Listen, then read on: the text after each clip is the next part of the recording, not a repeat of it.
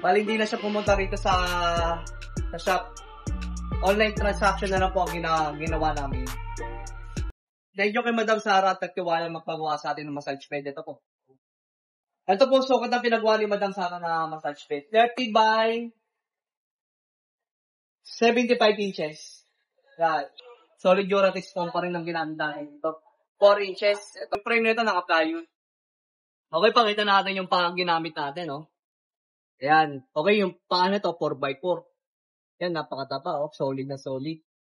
Napakatibay po ng kahoy natin na ginamit. Okay. Ang kulay lang, natural varnish lang. Ito ang ginamit natin. Varnish, natural varnish lang. Okay. Leather touch ang ginamit natin dito. Magandang leather po ito. Ito po yung napiling ng code yan. 01-16. Ayan po. Yan po yung kulay niya.